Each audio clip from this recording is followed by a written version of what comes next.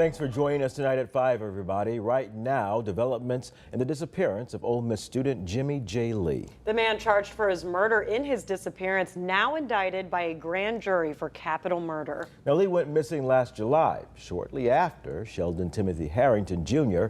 was arrested and charged with first-degree murder. Brittany Moncrief has been following this story. She breaks down that indictment today. The Lafayette County Court grand jury has set dates each year for meetings, but in the case of Jimmie J. Lee's disappearance and the man accused, Sheldon Timothy Herrington Jr., the grand jury held a special meeting. 264 days, more than 37 weeks. Justice for J. Lee! An Ole Miss student, Jimmie J. Lee, is still missing. Stop killing us! Lee was last seen July 8, 2022, at the Campus Walks Apartments in Oxford, Mississippi. Weeks later, Justice for J. Lee! Oxford police arrested and charged Sheldon Timothy Herrington Jr. with first-degree murder in Lee's disappearance. However, Lee's body had not been found. In August, Herrington appeared in court for a bond hearing, where prosecutors said he and Lee had a sexual relationship, showing messages between the two, and surveillance video of Lee's car pulling into Herrington's apartment. Detectives also claim Herrington did a Google search on how long does it take to strangle someone.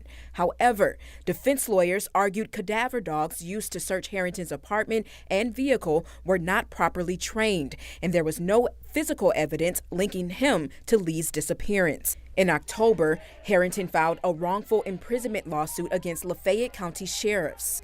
He was released on bond in December, but Monday, the grand jury held a special meeting hearing testimonies from Oxford police. They indicted Herrington on the charge of capital murder, a sentence that carries the death penalty. Now, this indictment only moves the case forward. Herrington's appearance in court last year was just to hear charges, set bail, and determine the conditions of bond. Now, with a grand jury indictment, his case can be tried in circuit court. Oxford police say trial dates and proceedings will be set at a later date. Well, as Brittany said, authorities are still looking for Lee's body. Now, if you have any information, call the number on your screen. That's the Oxford Police Department at 662-232-2400, or call Crime Stoppers at 662-234-8477.